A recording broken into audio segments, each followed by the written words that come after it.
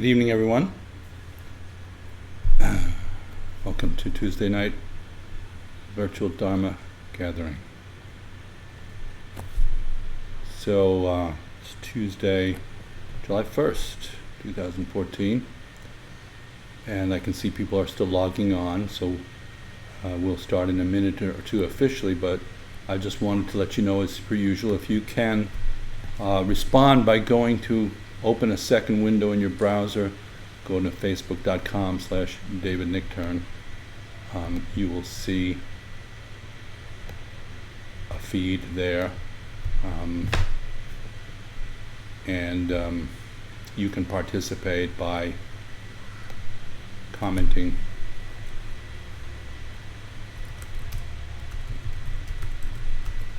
below where I've written a comment. Oops. There it is. You can comment here. So maybe if a few of you could just write in and let me know that you're here and online and hearing me okay, seeing me okay. Just do our usual sort of sound check before we get started.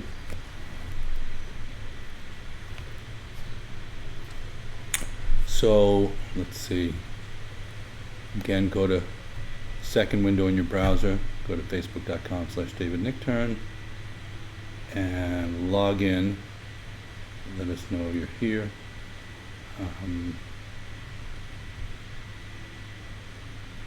Don't see anybody yet, so let's start a new comment feed. Comments and questions here.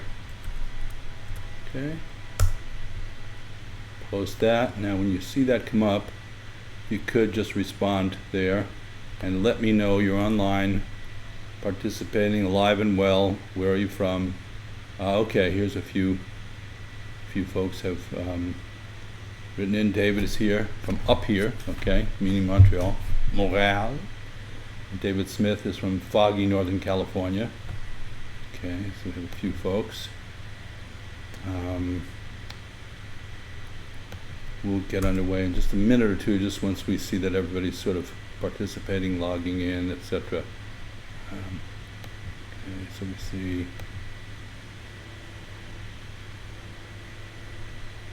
Jan Smith is here from hot and humid Kentucky. From Kentucky, a bluegrass state. Love it. Jan, do you like bluegrass? You know, this is one of my favorite kinds of music, I think. You might know that. Okay. So let's see. Okay, now we've got Joe Bundy is here. The party is underway. That's how we always know. Great to see you this evening. The Kirtan tour looked great. Yeah, I'm not on it. Some of you know that Krishna Das is touring the western states the next 3 weeks, but I'm out in Long Island for most of the summer. Priya's there. Namaste. Good to be live with you all. Great. Glad to see you too. And let's see. I think we're almost getting to the point where we can get our official start underway. Seth is here from London. Dan Crampton from Kalamazoo. Okay. So let's say that we have a start here and give it an official intro and start recording for the archives.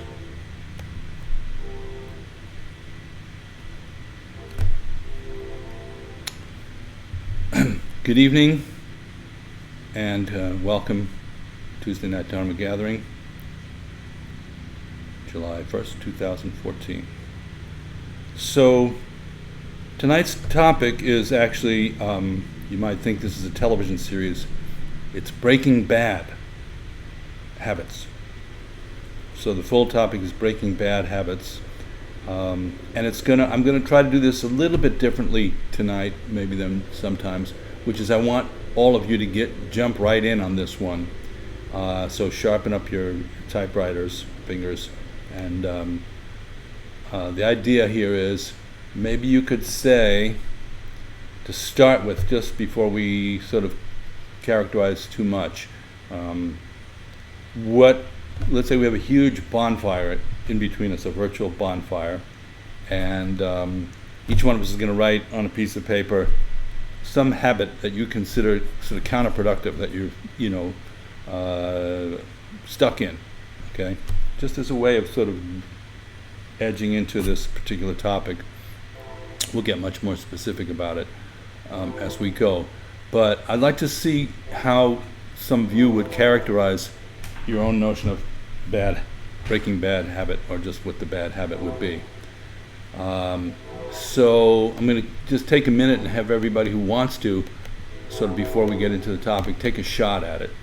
So again, if you're just joining us, what you want to do to participate is go to facebook.com/David Nichtern in your browser, second window in your browser, and then you'll see this stream of comments coming. And now if you could just jump in and let's start together this week with a notion of each one of us sort of submitting, you don't have to go for your worst one right away if you don't want to, but submitting some notion of what you think your bad habit is or are.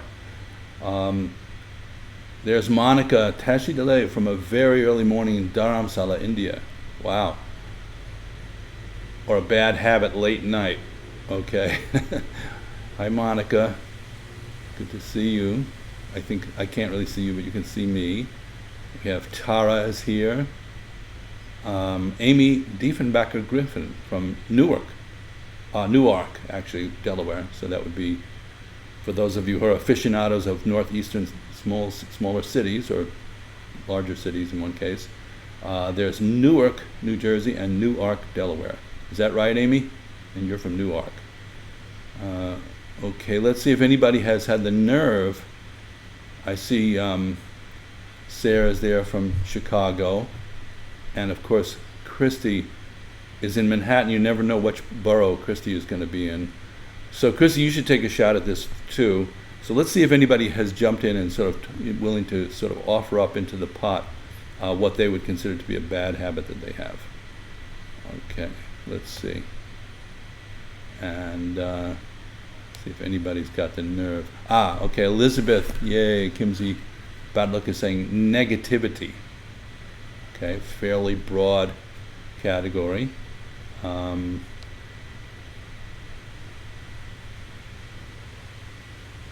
Okay, maybe there could be a slight delay, in terms of the feed. So we'll take one more look, and if you guys need a little more time to sort of come up with this, again, chipping into the pot one bad habit that you have. I see quite a few more comments, so maybe everybody's starting to log in.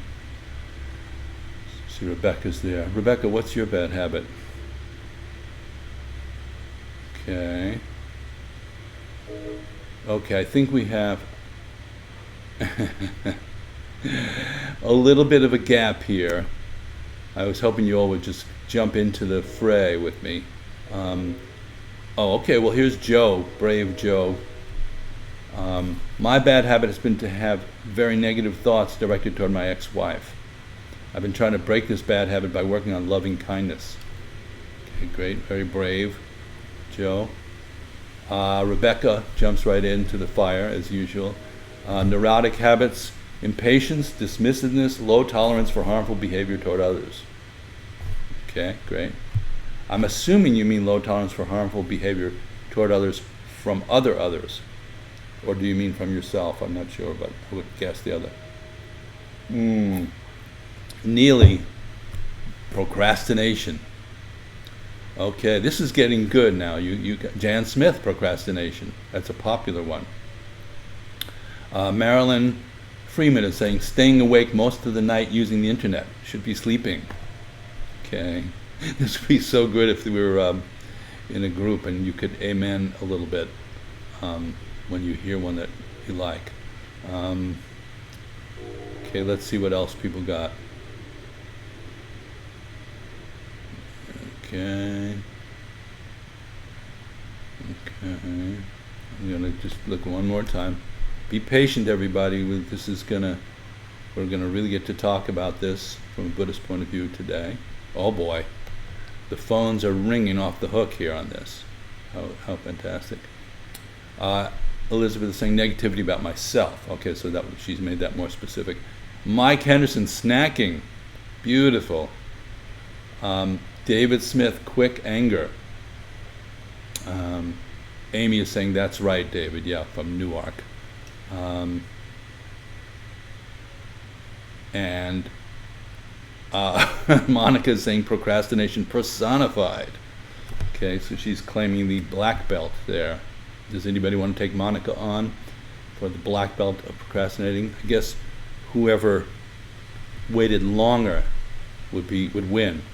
So the opposite, almost like the way soccer or football looks to me. It's like looks like you wait a long time before something happens in that game.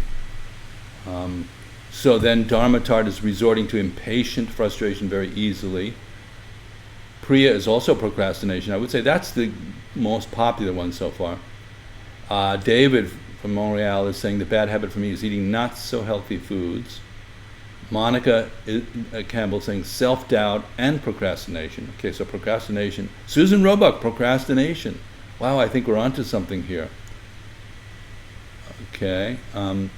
Neil, you're saying, I thought I already posted hello, but can't see it here. So again, I'll just mention everybody go to facebook.com/David Nichtern on a separate window on your browser, and that's how you can participate in this particular conversation. Sarah is saying jealousy, comparing myself to others in a negative way. If you refresh your window, you'll see newer posts as they go. Dan Crampton is saying, how do you know if it's a good habit or a bad habit? Just different parts of who I am. Okay, well, that's why we're having this conversation. Marie is saying, thinking I have to do things I don't really want to. Susan Roebuck, smoking, laziness, too much time online. Those are populars. Rebecca is saying from others, yes, as per her earlier comment. Well, this is very, very juicy. Okay, I think, you get the lay of the land, and interestingly, procrastination is such a popular topic. We'll have to see how that fits in here to what we're going to be talking about. Which is really what we're talking about is becoming enlightened. And that's sort of, it's a funny hidden thing in Buddhism that people talk about all kinds of things. And then if somebody actually talks about enlightenment, you almost know that they're full of it at that point. And if they're advertising that they are, that's almost like, it's very rare they're not full of it. However, the Buddha himself did lay claim to that, and that he achieved full awakening. So that's something I always come back to, is that that's sort of the ultimate point of the Buddhist teachings, is to achieve liberation or realization. And then, of course, because we're a little bit pessimistic by nature and a little bit cautious and a little bit smart, we know that it's not just like flipping a switch. Why is it not like flipping a switch? And that's the whole basis for this particular topic today. Because of our strong habits, it's not like flicking a switch. And probably what the most common, referred to obstacle to experiencing the world as a completely fruitional, complete, perfect place is our own sort of negativities, habits. That's classical Buddhism there. So I thought tonight we have to start someplace that makes sense to start from. And I think, give you an example. If you want to swim, it makes sense to get into the pool, or the lake or whatever. It doesn't make sense to start swimming on land and visualizing an ocean. So this idea here is, how can we start our practice, our notion of journey, whatever you think you're doing by studying meditation, Buddhism, whatever else you study, what do you think you're doing? You must think you're doing something, right? You must have some idea. And often the idea is that there's something better. Something better than what? That's a really interesting question right there. But better than what it is we're experiencing in our ordinary reality. We have a notion of something outside that's better. And so classically in Buddhism, we kind of have to keep that in the back of our mind. There's some kind of inspiration towards something better. But we actually liberate that early on by saying, let's start with what we actually have. And so in a way, to reach our ideals, to move towards some kind of progression in our lives, the first thing we do is let go of the idea of what that might be. And because our ideas are definitely going to get in our way. I mean, you can see it when you talk to people about practice and so forth. Their ideas about what they're doing are often, the most significant obstacle to them actually working with the experience and sort of opening a natural view, a natural outlook about who we are right now. So, of course, you've heard this said a million times, but it's worth noting again and thinking, are we ready? And I think that's really the point, to sit down and meditate in a way that is kind of relatively more free of ambition and idealization. So that's, of course, very, very powerful thing to engage, where we just are willing to look at what we have, how we are, how we feel, how our mind works. So, that expression that's been expressed as start where you are, or, jumping in. And one definition of Dharma is just things as they are. We're just willing to be with things as they are. So we're willing to strip away an overlay of idealization. I find working with people, there's a huge liberation that happens when at least you take a little baby step in that direction of not being so terribly idealistic about practice. And sometimes too much idealism, what'll happen is the person has this sort of high vision of what they should be. There's a lot of should in there, how their practice should go. And then the experience doesn't come up to that, because the experience is how it is. And, there might be a certain amount of speed or aggression or confusion or dullness, sleepiness, horniness, lust. And we go, what happened? Like, where's the Buddha? I just have this, I'm looking for the Buddha and I found this schmuck on my cushion.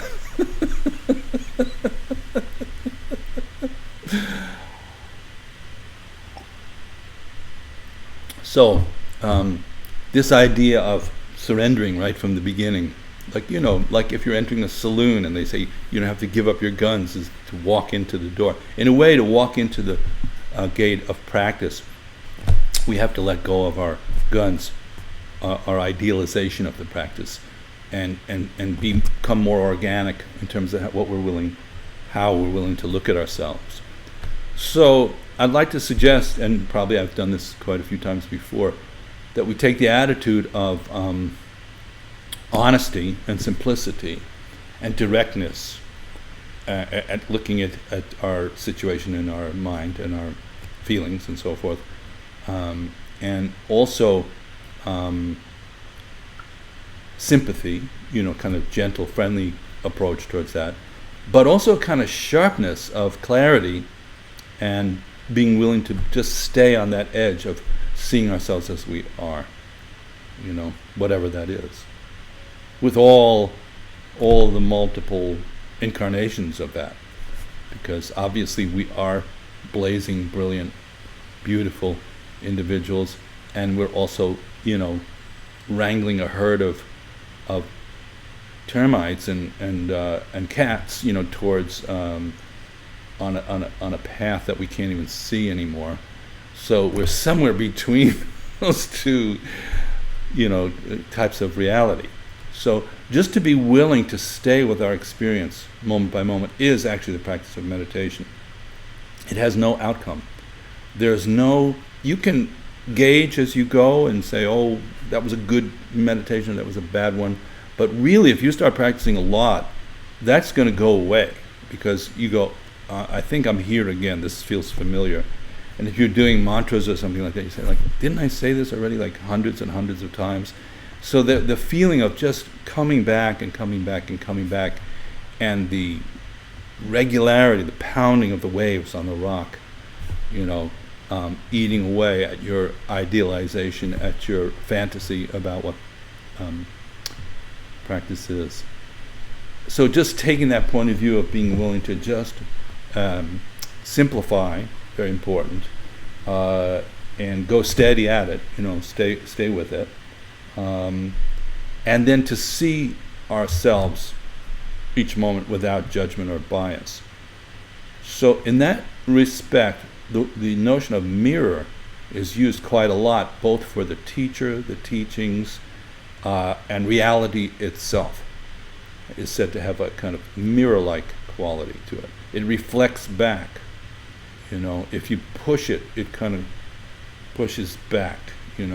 It's like pulling a rubber band. If that's what you're doing, you're pulling a rubber band, you let go, it goes back. All our actions are having reactions. So, and it's trackable. If we're not too interested in manipulating our experience.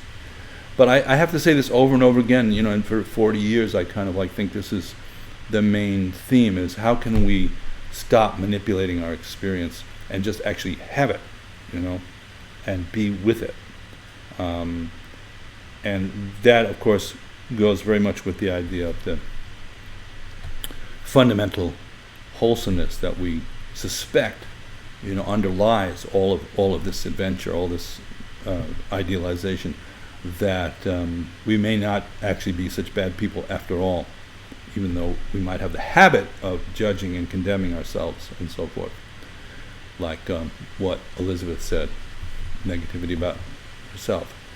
So, interestingly enough, we've identified something even like negativity about oneself as being a habit, and this is kind of where I wanted to really focus on tonight, is this notion of habit. What is it?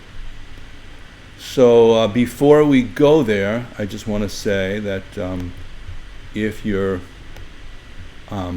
just tuning in now, which I think is possible, that some new people have arrived. So go ahead and go again, if you want to participate, open a second window in your browser, in addition to the one you're watching me on, and go to facebook.com/David Nichtern. Okay, so that's where you'll see the scroll of comments. And tonight, feel free to just jump in, if you have something you want to say, a little more open forum style. And I'll be threading some comments in about what I perceive as the nature of habits and why we're talking about it, why it's so interesting and important to talk about it.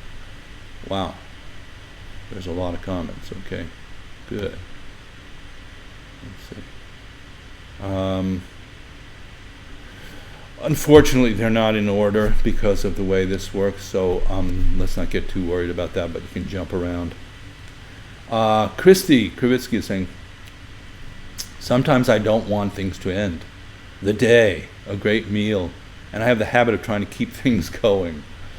Last person at the party. Could be called beating a dead horse, perhaps. I'm getting better with this, but grasping, clinging is definitely a component of my behavior. Cute. Okay.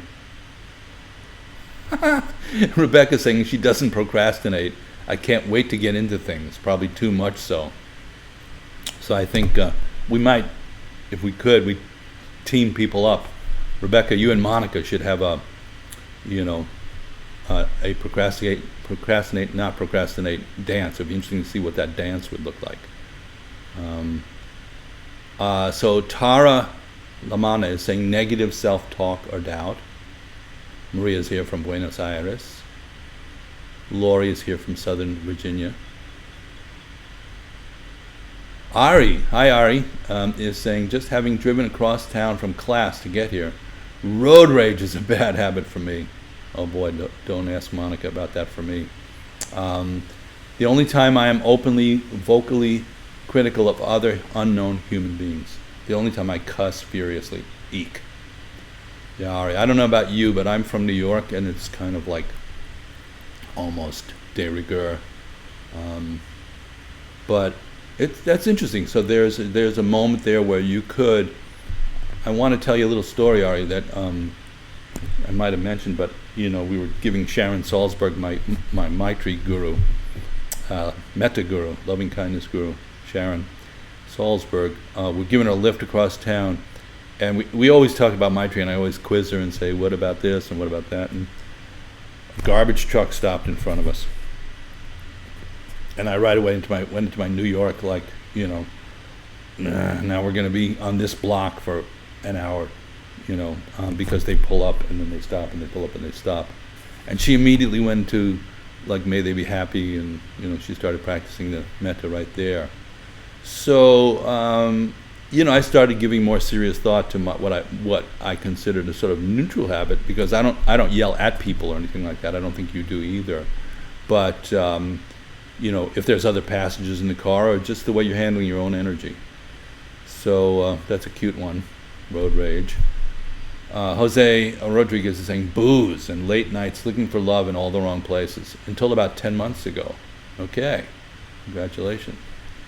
So I take it that you maybe have stopped drinking and now you're looking for love in all the right places. I hope you haven't stopped looking for love, because I think there's nothing wrong with that. Okay, so there's a few more things I wanted to say. Everybody's really jumping in. I thought that would happen tonight. What is a habit? It's interesting. I think until we start some process of investigation, right? If we're not doing therapy or meditation or something, our habits just seem like normal. Like, I have a good friend who's extremely cynical and smart as hell, So every time there's an opportunity to look at something kind of and just see it as, probably skewed. Everybody's motivation's probably skewed. It's a go-to. It's a go-to. So I think if I asked him, he would just say, that's who I am, And also I think he would think that's his intelligence too, and partly it is. I think if we're, lonely or feeling left out, that's a habit. That feels normal. That just feels like, how come everybody else is having such a good time and I'm, here out in the rain? And I think if we think we're so great and, we have a certain amount of arrogance, pride, whatever, that might just feel normal. Yeah, I'm not really arrogant. It's just that I'm smarter than everybody else. I'm not saying me. I'm just saying that would be one type of expression. So habit seems ordinary, like ground zero, until we engage some kind of process, and the one we advocate is the meditation process, which it is a process, that we begin to look, and what we do is we install a more abstract or sort of less engaged, less judgmental observer. That is actually the technique of mindfulness, awareness meditation. We allow for there to be a subtle consciousness delegated to keeping an eye on our mind. That's what mindfulness means. We're mindful of our own mind. So we notice thoughts coming and going rather than just riding them, rather than being on them or with them or subjected to them. So at that point, we begin to see a layer of the onion peels off, where we just can have an observation, maybe like that you guys have all had, that we tend towards being jealous, or we tend towards being negative about ourselves, or we tend towards being angry, or we tend towards procrastinating. Before that just seemed like a normal thing. And you begin to look at the layer of thoughts first, at the mind level, the layer of thoughts that encases that particular habit. And you'll notice that certain familiar thoughts go with the arising of that habit. Like if somebody's got a negative self-image, they'll say, I'm no good, or I'm too fat, or my nose is too big, or whatever, or I don't like my voice, I think too much, I'm not smart, nobody likes me, those thoughts will recur, and that's a kind of interesting thing just to notice is there's no reason actually, by the way, for any thought ever to recur. In a sense, every thought could be first time out. That's actually possible in a you could say, a very refined state of mind. There's no need to repeat over and over again to cycle through repetitive patterns. So that's more like the Buddha mind, the awakened mind. Doesn't tend to recycle in that way. And honestly, I've been saying this too, that if you're ever around people who are a little bit more progressed in terms of what we're all doing, you can see, by the way, if you have these kind of eyes, that person's mind is not doing that. So those were, my favorite teachers. They all have this kind of quality of like, it almost feels like you're saying something for the first time. You feel in this sort of fresh snow. They live in fresh snow. And so there's a kind of like innocence almost, a freshness that is one of the more compelling characteristics of a relatively more enlightened being. So it's great to experience that, to taste that mind. I've tasted it a lot. I was very lucky. I'm going to say mostly with my Tibetan teachers, but not only, not solely. Sometimes some very creative people have this quality. Other types of practitioners can have it, just a very fresh mind. But in that fresh space, we sometimes notice that we go to our go-to habit, which is what you've all described, and that could be very unnerving, actually, when we first start to discover that. We almost feel like maybe we got programmed and we forgot that we got programmed, or that we programmed ourselves in these ways. And it feels very much not like I'm making progress towards becoming enlightened or something like that. It feels like all I'm getting is more and more sense of how confused and cyclic my mind is, and how repetitive it all is, and how much of a loop is going on. So you have to have some kind of faith and endurance. But the main point is being willing to look at what a habit is, the habits of our mind, habitual patterns of our mind, from a very innocent, non-judgmental, but clear, precise way first. So we're using our prajna, or our natural intelligence, to have a good look at our own habit structure. So a habit can either be a groove or a rut. I wanted to get that idea across. A good habit can be like a groove, It's like people who are very energetic, industrious, and disciplined. That could be a habit, a sort of positive habit. They just get up in the morning, they go start to take care of things. They don't lie around going, I don't know what I'm going to do next. So that could be a positive habit.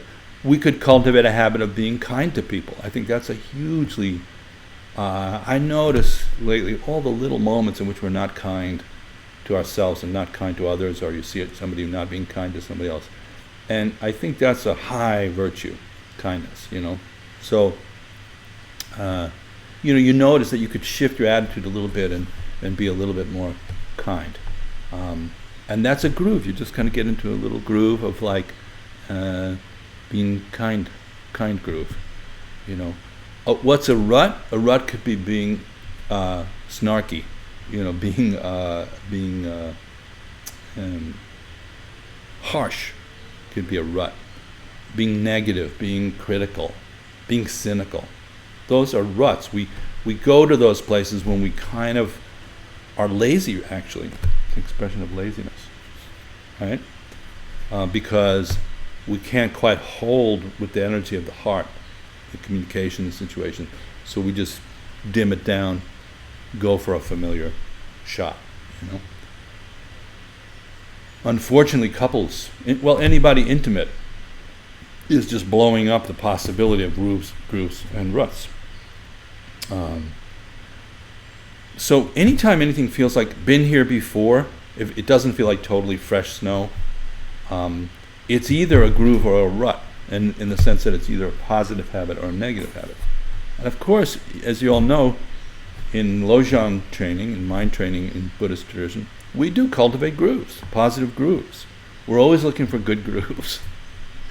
You listen to any good Buddhist teacher, they're advocating good grooves, generosity, patience, discipline, the paramitas, all the possibilities of becoming, creating a habit that has a sort of positive outcome in terms of being more open-hearted, more helpful to oneself and others, etc., etc. I don't think it takes a genius to figure out the difference, by the way.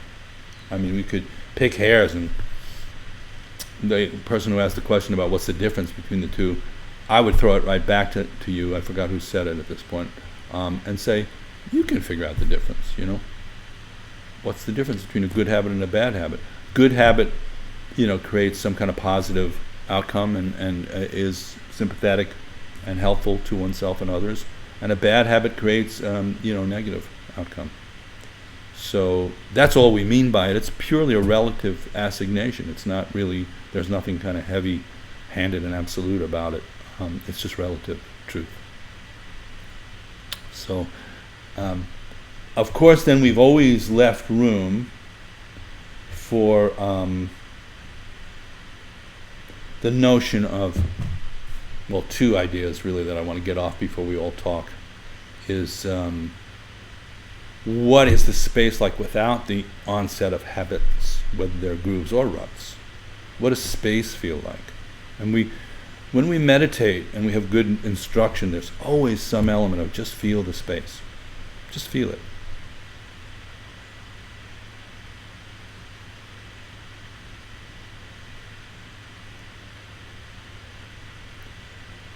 What does it feel like to breathe, It's so interesting when you give that instruction, just be mindful of breathing.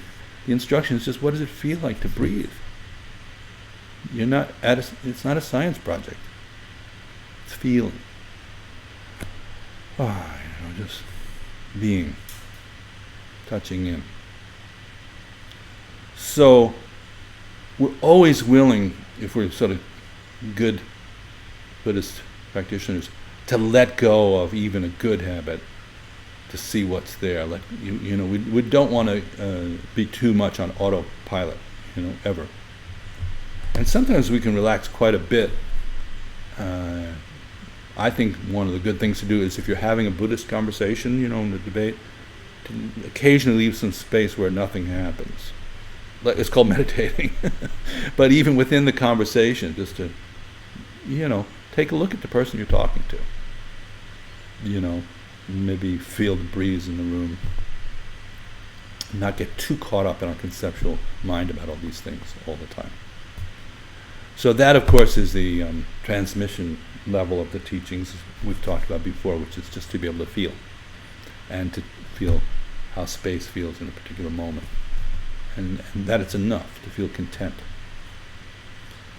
Then, definitely we work with creating relative loops that are going to have positive outcomes, and beginning to edit, you could say, or filter, or transform loops that are negative loops, because they're not getting us anywhere, and we know it. And I think, I think it was Jose who said, the booze and the late nights looking for love in all the wrong places. At some point, we know this feels awfully familiar, and that's usually when that karma breaks, is when you go, been here, done this. So the natural intelligence begins to cut through, and then we can begin to shift. So that's what happens for quite a lot of people. But the last thing I want to say before we rock on is this idea of how do we, when we find a negative habit, how do we work with that energy? And we've already said we're not going to judge it. We're not going to add what we've talked about before, that Trungpa Rinpoche called the negative negativity. Dump on ourselves for whatever faults, whatever habits you all have listed on. We want to do away with the one that says, I treat myself like shit because I'm so jealous. That kind of double the double down. Where, you know, in blackjack, you actually split your hand and you play both hands out. You know, no doubling down. Just work with the original hand. That's the advice. And then we have the additional instruction, you know, in the Tantra tradition, really comes from there, but it's really Mahayana also, of recognizing that something in the habit that we have, something in there was or still is intelligent. There's some wisdom in it, you know. And that's hard to see sometimes, you know, because sometimes it feels like just toxic, you know. So the notion here is what we call co-emergence, where we recognize as that habit's arising, it has a kind of energy with it that has a certain intelligence. And if we don't get too caught up in the familiarity of going around and around and defending ourselves, and we keep open, that anger can transform, you know, we've done this before, can transform into clarity. You know, that poverty mentality can transform into a sense of contentment and richness. That passion can, lust and neediness can transform into compassion and communication. That dullness and sleepiness can transform into a sense of wakeful spaciousness. And that jealousy and you know, obsessive activity can transform into efficiency and you know, manifesting energy. So we should be on our toes, looking out for that little. It's like a little switching network, you know, like the little railroad guy, and we get over and over again to the crossroads, which is the crossroads, by the way, is the present moment. This is the crossroads. And then the train just starts going down. We had that opportunity. Let's switch that. We feel that energy coming up of being pissed off because we want to not go along with something when we're angry. We want to say no to something. But instead, we get all explosive, and you know what it feels like, and you know what the road rage feels like. So we lose the clarity of the energy. We lose the sharpness of it. And we lose the wisdom of it. So in the co-emergent model, which is the transformative model, we catch that moment, and right then and there, we go with the more open expression of the energy, the less rutted version of it. If we can't do that, we switch to the groove, you know, like what Sharon did in the car. Okay, may you be happy, may you be healthy, you know. That's like going to a groove from a rut. But if we can just switch it to like wakeful space, you know? Yeah, like I'm sitting behind a garbage truck. So what? So why is that any worse than where I think I want to be? You know? And when you switch your awareness in, there's a sharpness and a clarity to being where you are, you know, that we can access. So that's the kind of, we'll talk about this till we're blue in the face, literally, by the way. Vajradhara is blue in the face, you know. Do I look blue in the face? To you? So, we'll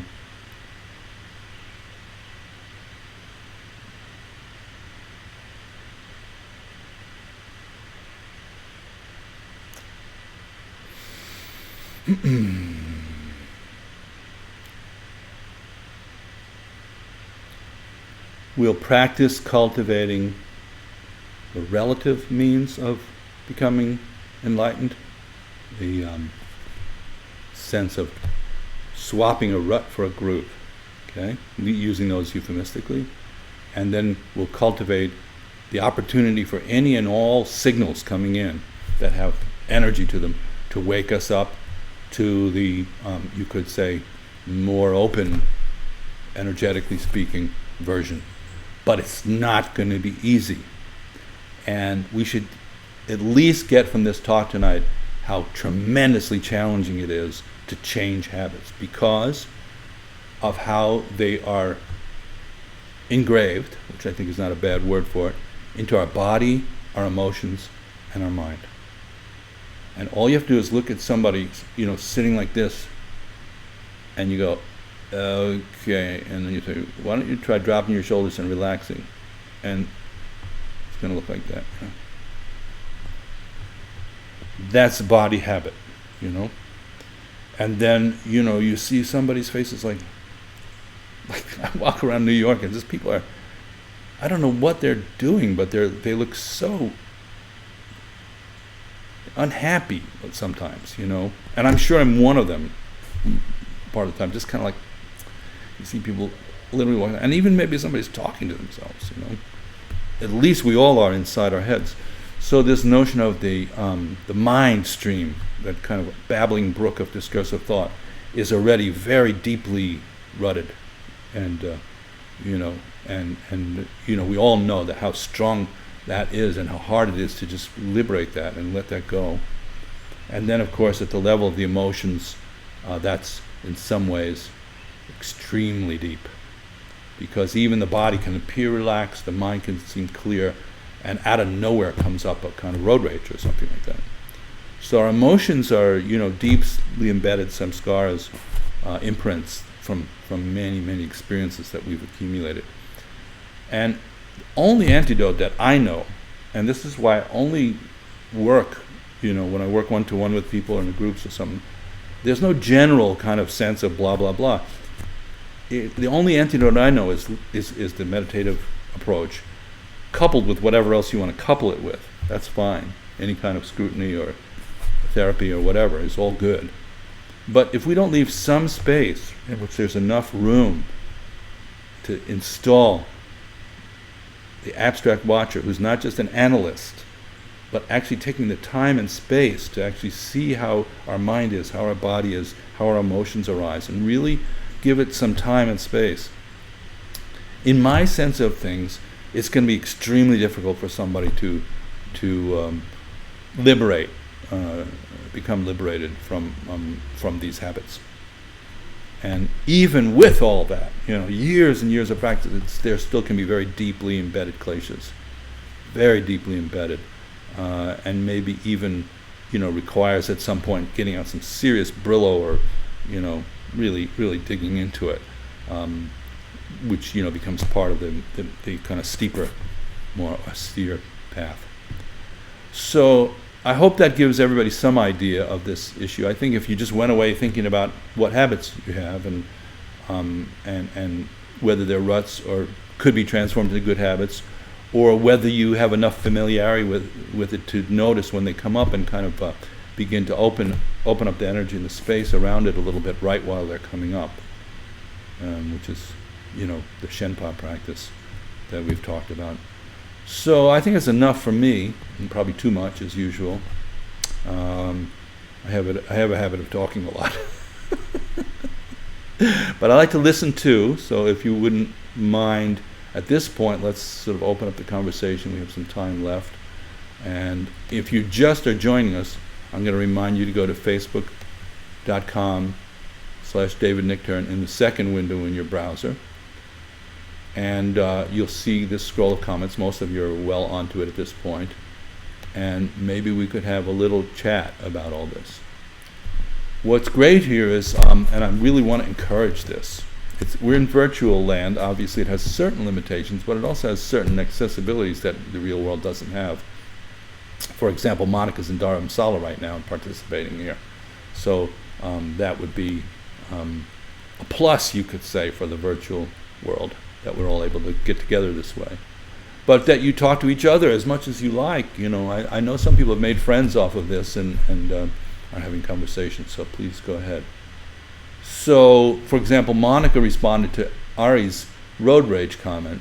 She said, I'm with you on this one. Teaching my teenage son to drive. Oh, boy, that's a tough one. Starting yesterday. And it's actually been really interesting, because he's used to hearing me bitch at other drivers on our long commutes together, and suddenly I'm going on about how much fun driving is and how much of an amazing attention practice it is. Who knew? I spend too much time in a car and call it my traffic practice. That's great. Ari responds, sometimes I do catch myself and work to find forgiveness for the, not sure what word that is, whatever I see on the road, realizing I do not know their stories. I purposefully lighten up, but the habit falling into criticism and venting is pretty strong. I like traffic practice. That is great. Ari said, I'm sitting behind a garbage truck. So what? Love it. Easier said than done. That's for sure. Okay, I see people are still finding their way to the right way to comment. But I think I've said it enough at this point. So let's see what some more of you are saying.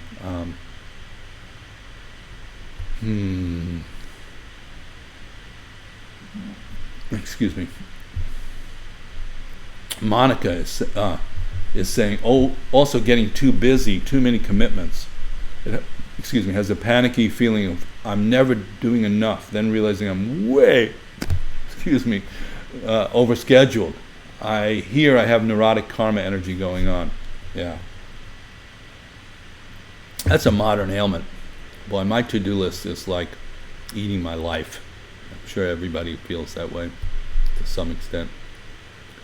Beth is saying, coming home late, we'll just listen and replay later. Hello, everybody. Rebecca, I also tend to fall in love, now this is a habit she has, with everything. Most recently, a little moth that flew right onto my finger last night while I was teaching a yoga class. But got to the studio this morning and found it dead. Oh, right next to my mat. I'm still feeling heartache. I feel this almost all the time. Yeah. Okay. Let's see what other folks are saying. Monica, I want to hear from you in Dharamsala, in the land of the Buddhas. Let's see what else anybody has said. Well, following Jose's thread through, I found that my late nights were habitual. I wondered, why am I going there, doing this, drinking that? There were answers, but many fell flat. There was fear, loneliness, but that was unfounded. So yeah, that was a first step for me. Clarity wins. Today, love wins always. Okay, good one. Let's see what others are saying here.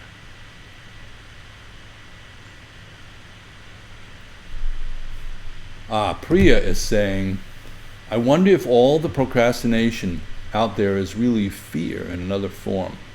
And Monica saying, yes, I think fear of failure is definitely part of mine. And Beth is agreeing, yes, that's a yes for me. So Priya is saying procrastination is a form of fear. I wonder if everybody who said procrastination could chip in on that one, add to that thread. Okay. Let's see what else people are saying. So, again, if you want to chip in, open a second window in your browser. Go to facebook.com/DavidNicturn, and there's quite a lot of comments. So it's interesting that there are some threads forming, which I really think that's great. And those can go on even after we stop talking.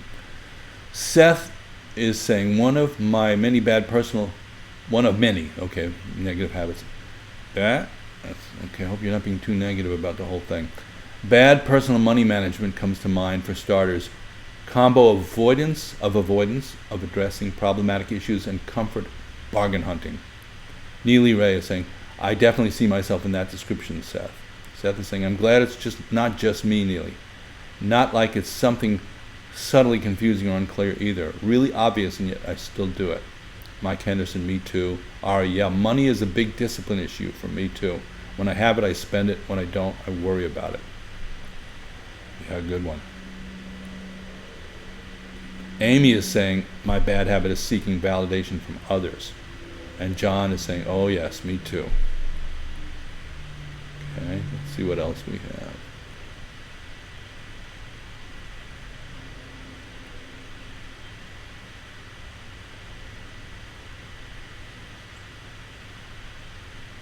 Okay, I'm going to just refresh. We have a few more minutes to talk about this. And if you like, you could also address the question of good habits. Nobody's really talked about what good habits you have, the groove as opposed to the rut.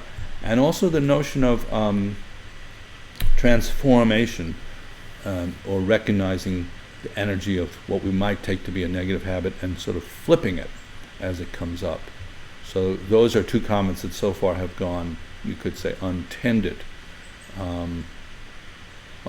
Rebecca put up a picture of the dead moth there. Okay. Wow, a lot of contributions from people. Mike Henderson saying, I think people from other parts of Canada and the U.S. get frustrated while driving in Nova Scotia. We're kind of laid back. Wow, okay. Okay, it looks like Jose put up some positive habits: curiosity, exploration, humor. These come up for me.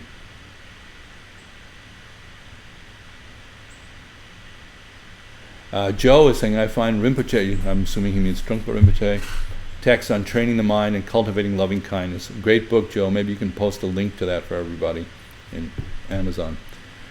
That's the Lojong training, the mind training that I was talking about earlier, which is definitely the process of cultivating positive habits.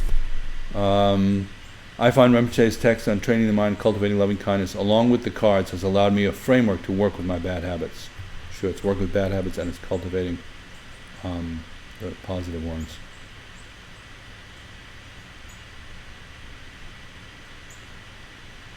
Yeah. So Mike Henderson is saying, can you recommend any further reading on co-emergence transformative thingies? And I think, what the text Joe just recommended, training the mind, cultivating loving kindness, is definitely in that category. Also, anything you can get your hands on by Pema Chodron. She has some great CDs, audio on Shenpa. If you just look up, if you Google Shenpa and Pema Chodron, there's some very good material there. John Cunningham saying, great definition of mindfulness, David. We'll write that down when I watch the archive. Can definitely feel the influence of my watcher. Life is so interesting. Being the audience and on stage is how it feels to me. Sure, not to mention being the writer and director. We don't usually see that. Okay, let's see if anything else has come up. We just have a couple of more minutes, so maybe time for 2 or 3 more comments. Also, will be just a couple of things while I'm looking for those. We will be online next Tuesday night. If anybody has a great idea for a topic, you can let me know. If you want to reach me directly, if we're going to talk about something, usually it's a little easier than Facebook. It's davidnickturn@gmail.com. Many of you know I'm working with people one-to-one. It's a whole different format. If you're interested in that, just drop me an email. And I will be doing some live teaching, non-virtual, and that will be July 12th and 26th, 2 Saturday evenings out here in Amagansett, which is at Mandala Yoga Studio. So that's Saturday. The first one is Saturday, June 12th. Second one is Saturday, June 26th from 6:30 to 8, little workshops. And then also we'll be teaching at Kaya Yoga a couple times coming up. So you can look for that for those of you who are in the New England area, Connecticut area. Love to see you live. And I think that one is, I can tell you the date on that one, is the Thursday, the 17th. There'll be one in Greenwich and one in Westport in the afternoon and evening. So keep your eyes open for those. Okay. Maybe we have time for one more question before we call it a night. I'm hoping for a good one, a juicy one. Who's got a juicy question?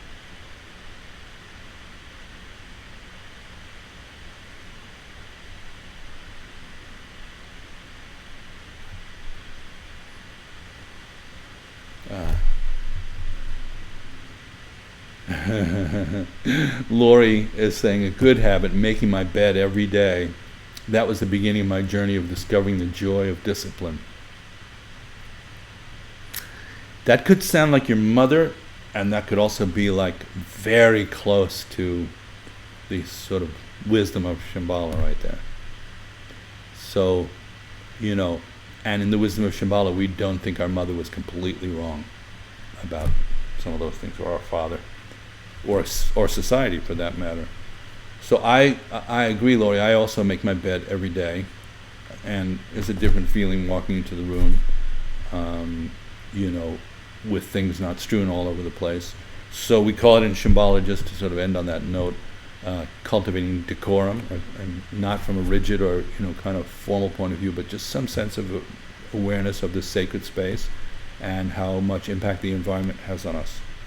So I think we'll close, at least if you didn't get anything from this talk at all, everybody can make their bed every day. So thank you all for showing up so regularly and with such great input and insight. And if you have any idea for things we can talk about, I'm always happy to hear from you. And meanwhile, hope everybody can keep some kind of meditation practice going between these sessions and see if you can put into practice what we talk about. That would make everybody happy.